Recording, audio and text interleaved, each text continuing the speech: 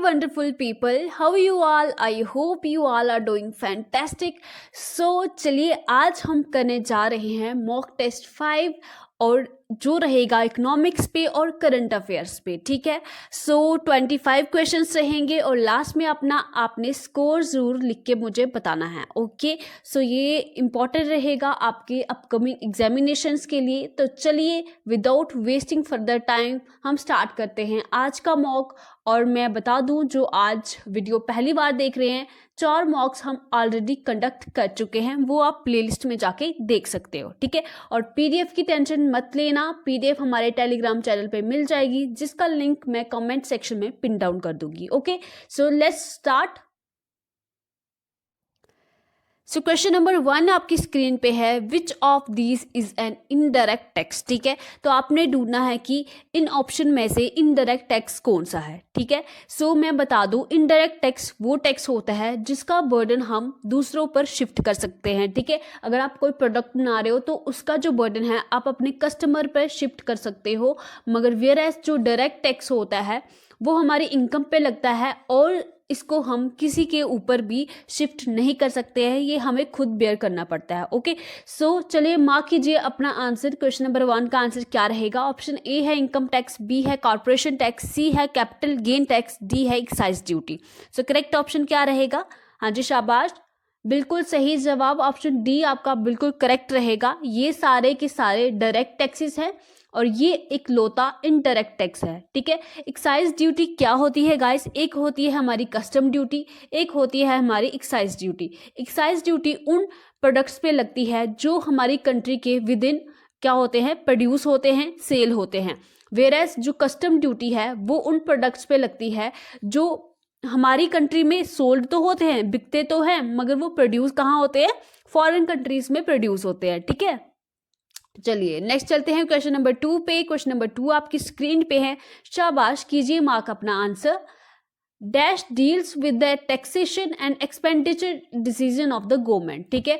तो इनमें से कौन सा जो ऑप्शन है वो डील करता है with the taxation and expenditure decision of the government? Option 1 है मॉनेटरी पॉलिसी, 2 है लेबर मार्केट पॉलिसीज, 3 है ट्रेड पॉलिसी, 4 है physical policy. So correct option आपका क्या रहेगा? शाबाश। क्वेश्चन नंबर ऑप्शन जो 4 है हमारा फिजिकल पॉलिसी, वो डील करती है with the taxation and expenditure decision of the government, ठीक है। चलिए क्वेश्चन नंबर 3 पे चलते हैं। क्वेश्चन नंबर 3 आपकी स्क्रीन पे है, goods and service tax council, GST council की बात हो रही है यहाँ पे, of India is headed by, ठीक है। तो जीएसटी काउंसिल को हेड कौन करता है? ऑप्शन ए है प्राइम मिनिस्टर, बी है फाइनेंस मिनिस्टर, सी है फाइनेंस सेक्रेटरी और डी है स्पीकर ऑफ द लोकसभा। सो क्या रहेगा करेक्ट ऑप्शन? ठीक है, ऑप्शन बी यहाँ पे बिल्कुल करेक्ट रहेगा। GST council of India is headed by the finance minister, जो कि अभी कौन है? निर्मला सीतारमण जी, ओके। अच्छा मुझे बताओ कि जीएसटी काउंसिल में कितने मेंबर्स होते हैं? टोटल कितने मेंबर्स होते हैं? देखो जीएसटी कितने लेटर्स हैं? 1 2 3 लेटर्स है, तो 33 मेंबर्स होते हैं जीएसटी काउंसिल में, ठीक है। चलिए अच्छा, फर्स्ट चेयरमैन जब जीएसटी काउंसिल बना था तो पहला चेयरमैन कौन था इसका? फर्स्ट चेयरमैन कौन थे बताइए? अरुण जेटली जी, ठीक है। अरुण जेटली जी जीएसटी काउंसिल के फर्स्ट चेयरमैन रहे थे, ठीक है। सो क्वेश्चन नंबर 4 पे चलते हैं। क्वेश्चन नंबर 4 आपकी स्क्रीन पे है, which of the following tax is not included in the goods and service tax, ठीक है। तो इन दिए गए टैक्स में से, एक सेकेंड, चलिए इन दिए गए टैक्स में से कौन सा जो है वो जीएसटी के अंदर इंक्लूड नहीं किया गया है? ऑप्शन ए है एक्साइज ड्यूटी, बी है कस्टम ड्यूटी, सी है वैल्यू एडेड टैक्स और डी है सर्विस टैक्स। क्या रहेगा आपका आंसर? शाबाश, ठीक है। सो कस्टम ड्यूटी जो है वो जीएसटी के अंदर इंक्लूड नहीं किया गया है, ठीक है। चलिए क्वेश्चन नंबर 5 पे चलते हैं। क्वेश्चन नंबर 5 इस तरह से है, the excess of total expenditure of government over its total receipts excluding the borrowing is known as, ठीक है। ये किसकी डेफिनेशन है बताओ मुझे? क्या इसको प्राइमरी डेफिसिट बोलते हैं, फिजिकल डेफिसिट बोलते हैं, करंट डेफिसिट बोलते हैं या कैपिटल डेफिसिट बोलते हैं? क्या रहेगा सही ऑप्शन? शाबाश, ऑप्शन 2 जो हमारा करेक्ट रहेगा, फिजिकल डेफिसिट ही होता है ये, जब क्या होता है टोटल एक्सपेंडिचर जो है वो ग्रेटर देन होता है the total receipts of the government, मगर जो हमारी जो बारोइंग्स है, जो भी लोन्स है, उसको एक्सक्लूड करके, ठीक है। तो ये फिजिकल डेफिसिट की डेफिनेशन है। अगर हम प्राइमरी डेफिसिट की बात करते हैं, एक सेकेंड, अगर हम प्राइमरी डेफिसिट की बात करते हैं तो ये किसके बराबर होता है, physical deficit minus interest payment.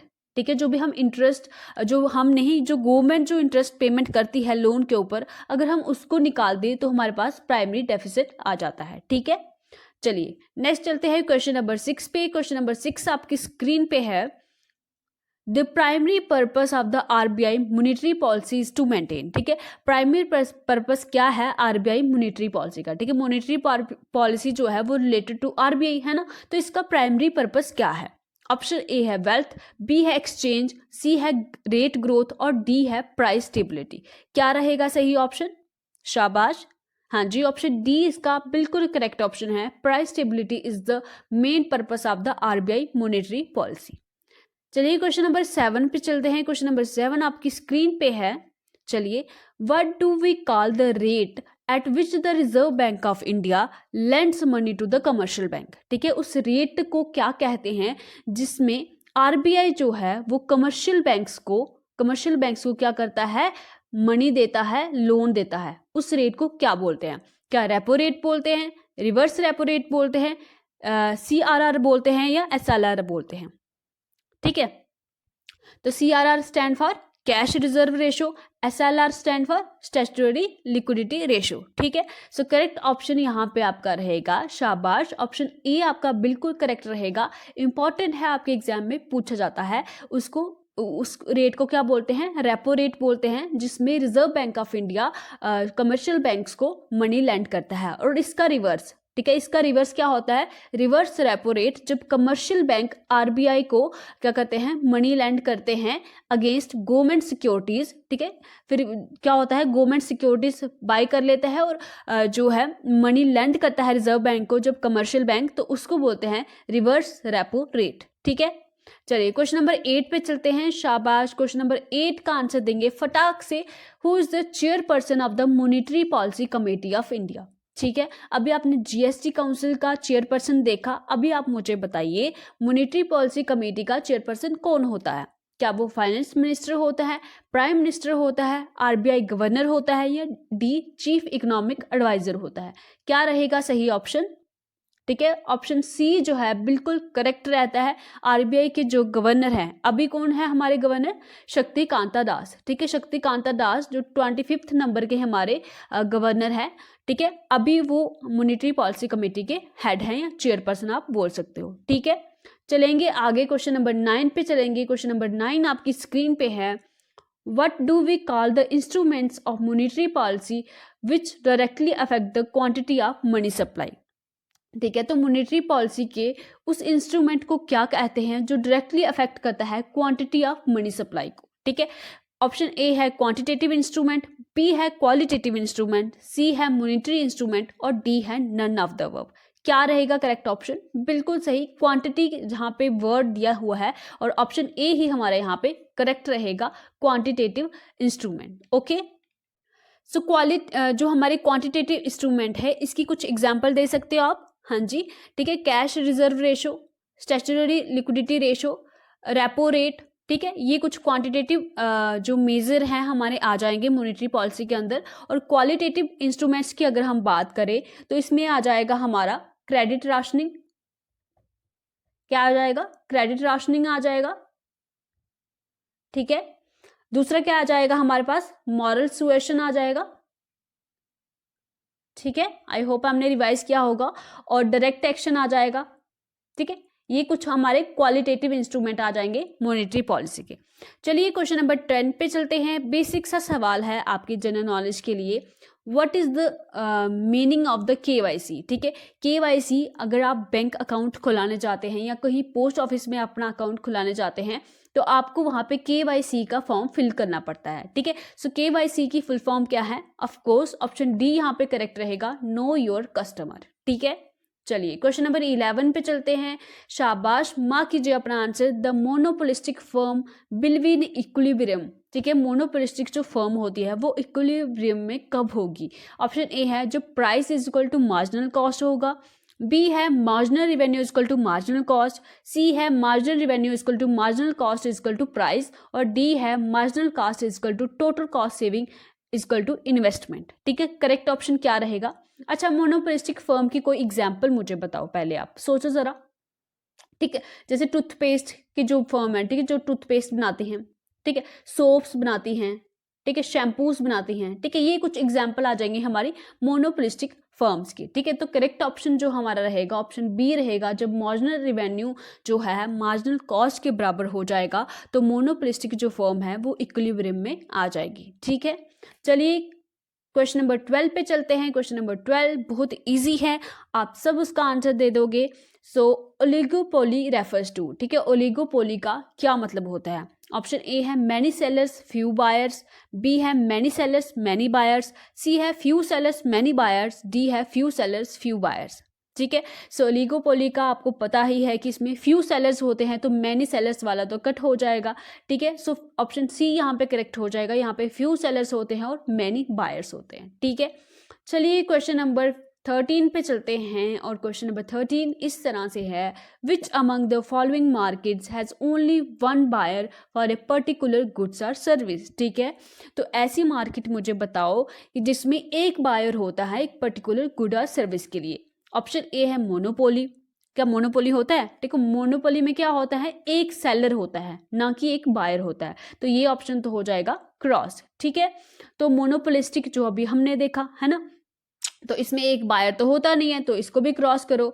मोनोप्सोनी या ओलिगोपोली, ओलिगोपोली में क्या होते हैं, बड़े सारे बायर्स होते हैं, तो इसको भी क्रॉस कर दो। सो करेक्ट ऑप्शन आपका 3 रहेगा, मोनोप्सोनी बोलते हैं उसको। ठीक है, चलिए क्वेश्चन नंबर 14 पे चलते हैं। शाबाश, क्वेश्चन नंबर 14 इस तरह से है, which one of the following is not the pre requisite of price discrimination. ठीक है, प्राइस डिस्क्रिमिनेशन से के लिए कौन सी जो कंडीशन है वो जरूरी नहीं है यहाँ पे। ठीक है, सो ऑप्शन ए है firm must have monopoly power, firm के पास मोनोपोली पावर होनी चाहिए। ठीक है, बी है product have multiple close substitute and different uses, उस प्रोडक्ट के मल्टीपल क्लोज सब्सिट्यूट होने चाहिए, मतलब कि ऐसे प्रोडक्ट होने चाहिए जो उसको इजीली रिप्लेस कर सके। ठीक है, और उसके डिफरेंट यूजेस होने चाहिए।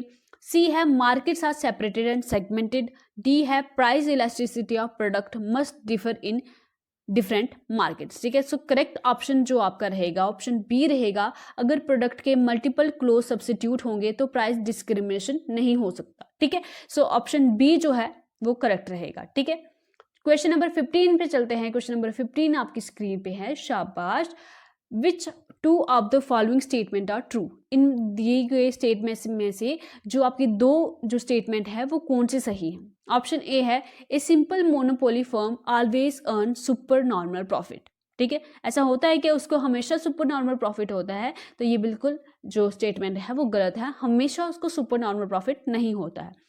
बी ऑप्शन है Sweezy kinked demand curve model is the best known model explaining relatively more satisfactory behaviour of oligopoly firm for price rigidity.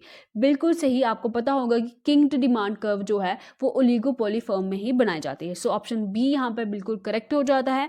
A perfectly competitive firm is price taker. ठीक है, जो perfect competition होता है जहाँ पे वो price taker होते हैं ना कि प्राइस मेकर होते हैं, क्योंकि वहाँ पे जो प्रोडक्ट है वो होमोजीनियस रहता है। ठीक है, सो वो कैसे प्राइस डिसाइड कर सकते हैं। ठीक है, सो ऑप्शन बी और सी यहाँ पे बिल्कुल करेक्ट है। डी वाला देख लेते हैं, firms under monopolistic competition earn only normal profit, क्या उसको सिर्फ नॉर्मल प्रॉफिट मिलता है? तो ये भी सही नहीं है। सो करेक्ट ऑप्शन इसका जो हो जाएगा वो बी और सी हो जाएगा, और बी और सी आपका सी ऑप्शन में है। ठीक है, सो ये वाला करेक्ट हो जाएगा। चलिए क्वेश्चन नंबर 16 पे चलते हैं। क्वेश्चन नंबर 16 आपकी स्क्रीन पे है, economics is the study of Mankind in the ordinary business of life, this definition of economics is given by. ठीक है, सो इकोनॉमिक्स एक स्टडी है मैनकाइंड की in ordinary business of life, ये डेफिनेशन इकोनॉमिक्स की किसने दी है? ऑप्शन ए है एडम स्मिथ ने, बी है लॉर्ड रिपन ने, लॉर्ड रॉबिन ने, सी है अल्फ्रेड मार्शल ने, या डी है J.M. कीन्स ने। सही आंसर मार्क करना है आपको। तो सही आंसर है ऑप्शन सी, अल्फ्रेड मार्शल ने ये डेफिनेशन इकोनॉमिक्स की दी हुई है। ओके, याद रखेंगे। क्वेश्चन नंबर 17 पे चलते हैं। शाबाश, क्वेश्चन नंबर 17 है, the branch of economic theory that deals with the problem of allocation of resources. ठीक है, वो ब्रांच इकोनॉमिक थ्योरी की जो डील करती है with the problem of allocation of resources, उसको क्या बोलते हैं? ऑप्शन ए है माइक्रो इकोनॉमिक थ्योरी, बी है मैक्रो इकोनॉमिक थ्योरी, सी है इकोनोमेट्रिक्स और डी है नन ऑफ द वर्क। सही आंसर मार्क कीजिएगा। हाँ जी, ऑप्शन ए आपका बिल्कुल करेक्ट है, माइक्रो इकोनॉमिक थ्योरी। ठीक है, चलिए क्वेश्चन नंबर 18 पे चलते हैं। A study of how increase in corporate income tax rate will affect the national unemployment rate is an example of. ठीक है, सो एक स्टडी जो कि दिखाती है कि कॉर्पोरेट इनकम टैक्स का क्या इफेक्ट पड़ेगा नेशनल अनएम्प्लॉयमेंट रेट पे, तो वो किसकी एग्जाम्पल है? ठीक है, ऑप्शन ए है मैक्रो इकोनॉमिक्स की, बी है डिस्क्रिप्टिव इकोनॉमिक्स की, सी है माइक्रो इकोनॉमिक्स की और डी है नॉर्मेटिव इकोनॉमिक्स की। करेक्ट ऑप्शन क्या रहेगा? थोड़ा सा दिमाग लगाओ, इसमें इजी क्वेश्चन है ये। ठीक है, अगर आपको पता हो कि जो इनकम टैक्स है, जो अनएम्प्लॉयमेंट रेट है, तो ये किसके टॉपिक हैं? ठीक है, ये मैक्रो इकोनॉमिक्स के टॉपिक हैं, तो ऑप्शन ए यहाँ पे बिल्कुल करेक्ट हो जाएगा। चलिए चलते हैं क्वेश्चन नंबर 19 पे, और इसके बाद उसके बाद आपका करंट अफेयर शुरू हो जाएगा। Okay, the objective of macro economics is to study about. ठीक है, जो ऑब्जेक्टिव है मैक्रो इकोनॉमिक्स का, उसका क्या ऑब्जेक्टिव है, किसके बारे में स्टडी करना है? ठीक है, सो सारे ऑप्शन देख लेते हैं एक बारी। चलो, ऑप्शन ए है problems, principles, policies related to full employment of available resources, problems, principles and policies related to optimum allocation of resources, C है ग्रोथ ऑफ रिसोर्सेज, या ऑप्शन डी है बोथ ए एंड सी। क्या रहेगा सही option? क्या है objective macro economics का? तो ऑप्शन डी आपका बिल्कुल करेक्ट हो जाता है। ये ऑप्शन ए और सी बिल्कुल करेक्ट है। ठीक है, सो चलते हैं, पहला करंट अफेयर का आपका क्वेश्चन स्टार्ट हो गया है, तो फटाफट से दीजिए answer. Question number 20, first migration monitoring system of India has been inaugurated in. ठीक है, तो पहला, इंडिया का पहला माइग्रेशन मॉनिटरिंग सिस्टम कहाँ पे इनॉग्रेट किया गया है? ऑप्शन ए है पुणे, बी है नागपुर, सी है मुंबई या डी है गांधीनगर। क्या रहेगा सही ऑप्शन? देखो, माइग्रेशन मॉनिटरिंग सिस्टम का मतलब यहाँ पे ये है, देखो आप देखते हो, आपने कोविड में देखा होगा कि कितने जो माइग्रेंट वर्कर्स हैं वो माइग्रेट कर रहे थे, अपने गांव में आ रहे थे, तो उस दौरान बीच का जो ट्रांजिट पीरियड होता है, जो उनको बीच से जो ट्रैवल करके जाना होता है, सो जो प्रेग्नेंट लेडीज़ होती हैं, ठीक है, तो उनको बहुत दिक्कत होती है। ठीक है, कई जो बच्चों की डिलीवरी है वो रास्ते में ही हो जाती है। ठीक है, सो वो बहुत से जो बच्चे हैं उनको जो है वो प्रॉपर मेडिसिन नहीं मिल पाती। ठीक है, जो प्रॉपर वैक्सीन बच्चों को लगती है वो नहीं मिल पाती। तो इसी कंडीशंस को टैकल करने के लिए ताकि उन बच्चों में जो है वो डिजीज़ कम हो और उनको ट्रैक किया जाए एक तरह से, तो ये एक सिस्टम बनाया गया है। और ये कहाँ पे इनॉग्रेट किया गया है? पहला माइग्रेशन मॉनिटरिंग सिस्टम। देखो, सबसे ज़्यादा माइग्रेशन कहाँ होती है? बड़े शहर में। ठीक है, तो मुंबई में होती है सबसे ज़्यादा माइग्रेशन। सो ऑप्शन सी यहाँ पे करेक्ट हो जाएगा, ये मुंबई में जो है वो इनाग्रेट किया गया है। क्वेश्चन नंबर 21 पे चलते हैं। क्वेश्चन नंबर 21 आपकी स्क्रीन पे है, इंपॉर्टेंट है। Dash film has been declared as the best Indian film of all time by the International Federation of Film Critics. ठीक है, सो एक फिल्म जो है हमारी इंडिया की, उसको बेस्ट इंडियन फिल्म जो है international Federation of Film critics के द्वारा नॉमिनेट किया गया, डिक्लेयर किया गया है। वो कौन सी फिल्म है? ठीक है, ऑप्शन ए है पैथर पंचाली, बी है मदर इंडिया, सी है RRR और डी है लगान। करेक्ट ऑप्शन क्या हो जाएगा? ऑप्शन ए आपका बिल्कुल करेक्ट हो जाएगा। ठीक है, क्वेश्चन नंबर 22 पे चलते हैं। इंपॉर्टेंट क्वेश्चन अगेन, क्योंकि मैं इंपॉर्टेंट क्वेश्चन ही लाती हूँ आपके लिए। So India's first health ATM, very important. ठीक है, पहला हेल्थ ATM अभी आ रहा है। ठीक है, तो ये कहाँ पे इनॉग्रेट किया गया है? ठीक है, तो ये कुछ ATM की तरह होगा, तो इसमें आपके अपने आप ही टेस्ट हो जाएंगे। ठीक है, आपका BP कितना है ये अपने आप टेस्ट कर देगा और आपको रिपोर्ट भी उसी दौरान मिल जाएगी। ठीक है, और अगर आप कोई इशू है तो डॉक्टर का आपको ऑनलाइन जो है वो आप डॉक्टर को कॉल भी यहाँ से कर सकते हो। ठीक है, और साथ ही साथ आपका एक डिजिटल रिकॉर्ड भी बन जाएगा। ठीक है, तो ये कहाँ पे इनॉग्रेट हुआ है? ऑप्शन बी करेक्ट हो जाएगा, यूपी में इनॉग्रेट हुआ है। ठीक है, okay, so another important one, question number 23, Mini Kwai Thundi and Khadmat has been included in the list of blue beaches recently, they belongs to which state और UT, ठीक है। तो ये कौन से स्टेट या यूटी को बिलोंग करते हैं? ऑप्शन ए है चेन्नई, बी है गोवा, सी है लक्षद्वीप और डी है आंध्र प्रदेश। आई होप आप सबको इसका आंसर पता होगा। ऑप्शन सी यहाँ पे बिल्कुल करेक्ट है। आपको पता है मिनी कॉय कहाँ पे है? लक्षद्वीप में है। सो ऑप्शन सी बिल्कुल करेक्ट है, ठीक है। ये ट्वीट है मोदी जी का और भूपेंद्र यादव जी का, ठीक है। इसको पढ़ लेंगे आप, मैं पीडीएफ आपको अपने टेलीग्राम चैनल पे आपको मिल जाएगी, ठीक है। चलिए question number 25, again important question. जो 5th खेलो इंडिया यूथ गेम्स 2022 हैं वो कौन सी स्टेट में ऑर्गेनाइज किए जाएंगे? ऑप्शन ए है मध्य प्रदेश, बी है गोवा, सी है केरला और डी है तमिलनाडु। क्या रहेगा सही ऑप्शन? ठीक है, सो ऑप्शन ए आपका बिल्कुल करेक्ट रहेगा, मध्य प्रदेश में ये ऑर्गेनाइज किए जाएंगे। और आज का लास्ट क्वेश्चन, शाबाश। Who is the first Indian to win a medal recently in Greco-Roman wrestling of under 23 World Wrestling Championship? ठीक है, तो पहले ऐसे इंडियन जिनको ग्रीको रोमन रेसलिंग में अंडर 23 कैटेगरी में वर्ल्ड रेसलिंग चैंपियनशिप में पहला मेडल मिला है वो कौन है? ऑप्शन ए है अंशु मलिक, बी है नन ऑफ देम, सी है सज्जन भानवाला, डी है साक्षी मलिक।